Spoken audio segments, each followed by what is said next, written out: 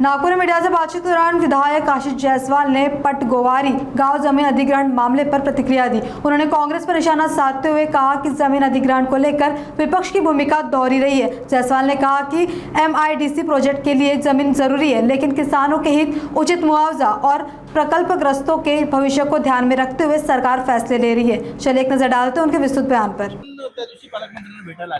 माझा प्रश्न असाच आहे की एक तर कुठलाही प्रकल्प करताना हा तो प्रकल्प हवेत होत नाही तर जमिनीत होतो। काँग्रेसची सरकार जेव्हा या देशात आणि महाराष्ट्रात होती तेव्हा त्यांनी जेवढ्या जमीन एमआयडीसी साठी घेतल्या त्या कशा घेतल्या, त्या कुठल्या दराने घेतलं याचं आत्मचिंतन पहिले त्यांनी करावं आणि नेहमी दुटप्पीपणाची भूमिका की प्रकल्पाला विरोध नाही परंतु शेतकऱ्यांची जमीन घेऊ नये। कुठलाही प्रकल्प हा उद्योग हा पाण्याची अवेलेबिलिटी, विद्युतची अवेलेबिलिटी, मनुष्यबळाची अवेलेबिलिटी, रोड कनेक्टिव्हिटी याच्यावर अवलंबून असते। एमआयडीसी प्रत्येक भागामध्ये जागेची पाहणी करते आणि कुठली जागा व्यावहारिक आहे, योग्य आहे याची तपासणी करते, त्यानुसार निवड करत असते। आणि मी आमच्या सरकारने 4 पटीच्या ठिकाणी 5 पटीचे पैसे द्यायचं धोरण केलेलं आहे। किंबहुना राज्य सरकारच्या मार्फत मी देखील एक विचार करत आहे की आज भूसंपादन हा खूप मोठा प्रश्न राज्यासमोर झालेला आहे। पूर्वीच्या कालखंडात फार कमी दरात लोकांच्या जमिनी घेतल्या, ते कुटुंबाचे कुटुंब उद्ध्वस्त झाले। आज राज्याचा पुनर्वसन विभागाचा राज्यमंत्री म्हणून मी अशा सर्व जुने जे प्रकल्पग्रस्त होते ज्यांचा जुना लँड ॲक्विजिशन ऍक्ट प्रमाणे ज्यांच्या जमिनी संपादित केल्या होत्या, सरकारने कायदा उशिरा केला त्यामुळे लोकांच्या जमिनी फार कमी रेट 4,000, 5,000, 10,000 अशा रेटने पूर्वी घेण्यात आल्या होत्या। अशा सर्व लाखो प्रकल्पग्रस्तांना कसं न्याय देता येईल यासाठी माझा धोरण बनवण्याची प्रक्रिया सुरू आहे। त्याचा ड्राफ्ट मी तयार केलेला आहे। परंतु आता नवीन भूसंपादन करताना शेतकऱ्यांचा विरोध कसा कमी करता येईल, त्यांना उद्ध्वस्त करून दुसऱ्याचे घर बसवता येत नाही आणि म्हणून या संदर्भामध्ये आता जमीन संपादन करताना शेतकऱ्यांचा विरोध होणार नाही अशा पद्धतीचं एक नवीन धोरण तयार करण्याची बाब शासनाच्या विचाराधीन आहे।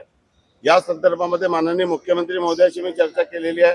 माननीय बावनकुळे साहेबांची माझी चर्चा सुरू आहे। काही एक ड्राफ्ट मसुदा देखील मी तयार केलेला आहे आणि मंत्रिमंडळापुढे जाऊन शेतकऱ्यांना या पूर्ण प्रकल्पामध्ये कशा पद्धतीने कायमस्वरूपी त्याचं जमीन गेली की त्याला असं वाटते की माझी जमीन गेली, माझे पैसे खर्च होतील, माझ्या पुढच्या वारसांचं काय, ही जी इन्सिक्युरिटी शेतकऱ्यांच्या मनामध्ये आहे त्यासाठी कुठल्या रामटेकच्या एका प्रकल्पासाठी नाही तर सर्वच प्रकल्पासाठी आपण विचार करत आहोत।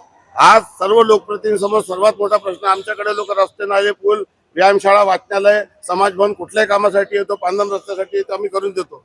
परंतु जेव्हा एक पालक येतो की माझा मुलगा 25 वर्षाचा झाला, त्याच्या हाताला काम द्या, कुठेही चपराशाची नोकरी द्या, तर मात्र त्याला सर्व लोकप्रतिनिधी हतबल होतात। हे औद्योगिक प्रगतीशिवाय शक्य नाही। इंडस्ट्रियल ग्रोथ झाली तर राज्याचं उत्पन्न वाढतो, त्या भागाची औद्योगिक प्रगती होते, लोकांचा पर कॅपिटा इन्कम वाढतो आणि त्यातून खूप मोठी आर्थिक उलाढाल होते। आणि म्हणून ज्या ज्या भागामध्ये औद्योगिक प्रगती झाली नाही अशा सर्व भागामध्ये योग्य जागेची निवड करणे आवश्यक आहे। शेतकऱ्यांचा विरोध हे निश्चितपणे महत्त्वाचं आहे, त्यांच्या भावनेचा आदर करणं महत्त्वाचं आहे, त्यांना विश्वासात घेणं महत्त्वाचं आहे। परंतु राजकीय दृष्ट्या जे लोक ढोंग करत आहेत त्यांच्यापासून देखील सावध राहण्याची गरज आहे। वारंवार समाजामध्ये चुकीचा भ्रम पसरवणे, आता ज्यांच्या जमिनी नाही ते एमआयडीसीच्या आंदोलनामध्ये सहभागी होतात, ज्यांचे नीटच्या आंदोलनामध्ये ज्यांचे अनेक लोक असे होते की जे राजकीय कोणी शिकायला गेले होते, जे विद्यार्थी नव्हते आणि आंदोलनाला बदनाम करण्याचा प्रयत्न केला, अशा लोकांपासून सावध राहिलं पाहिजे। योग्य मुद्द्यांवर चर्चा झालीच पाहिजे, त्या सर्व चर्चेचा अनादर करता येत नाही, त्याला पायदळी तोडता येत नाही, त्याच्यावर गुणवत्तेवर चर्चा व्हायला पाहिजे या मताचा मी आहे। आणि राज्य सरकार या संदर्भामध्ये योग्य निर्णय घेईल, योग्य पॉलिसी करेल हे मी या माध्यमातून सांगू इच्छितो।